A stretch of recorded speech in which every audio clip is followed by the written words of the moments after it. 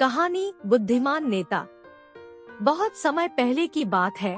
गाड़ियों का कारवां एक बुद्धिमान बुजुर्ग के नेतृत्व में रेगिस्तान पार कर रहा था।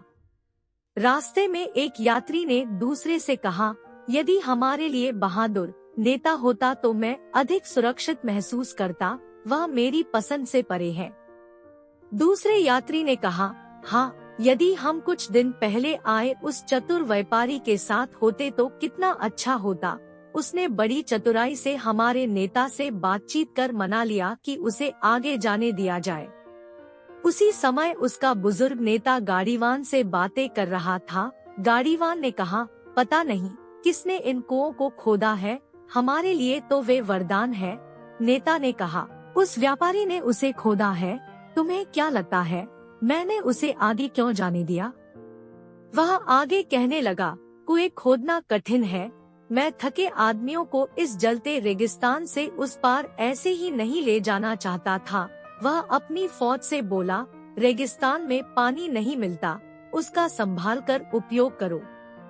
जैसे वे आगे बढ़े, उन्होंने एक गाड़ी में कुछ लोगों को अपनी ओर आते देखा।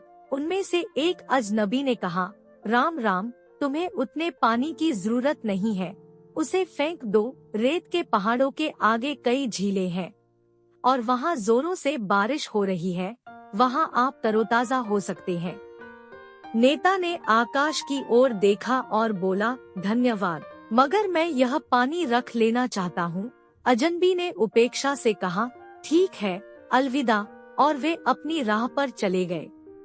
यात्री पानी फेंक देना चाहते थे, मगर नेता ने कहा, मूर्खों, वे आदमखोर हैं। इससे पहले कि वे हमला करें, वे आप लोगों को बिना पानी के कमजोर कर देना चाहते हैं।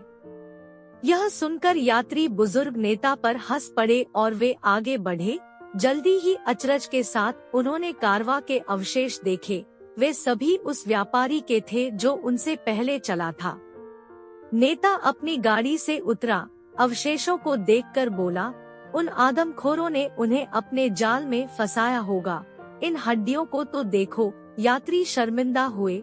उन्होंने नेता से माफी मांगी। उन्होंने पूछा, पर आपको कैसे पता चला कि वे आदमखोर हैं?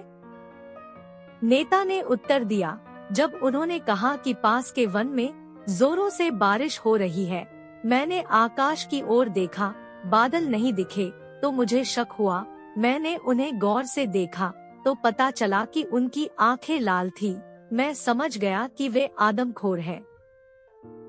यात्री प्रभावित हुए। वे एक दूसरे से बोले, हमारा सौभाग्य है कि ऐसा चतुर और नेक नेता हमें मिला। आखिर सच्ची बुद्धिमानी अनुभव से ही आती है। अगर आपको यह कहानी पसंद आई है, तब वीडियो को लाइक करें और चैनल को सब्सक्राइब करें और नई वीडियोस की नोटिफिकेशन पाने के लिए बेल आइकन को दबाना ना भूलें। इसके साथ ही आप कहानी के बारे में अपनी राय और किस प्रकार की कहानियां सुनना चाहते हैं, कमेंट्स में जरूर लिखें। आपके सपोर्ट से हमारा उत्साह बढ़ता है, ताकि हम आपके लिए इस तरह की मनोरंजक कहानियां आगे भी लाते रहें।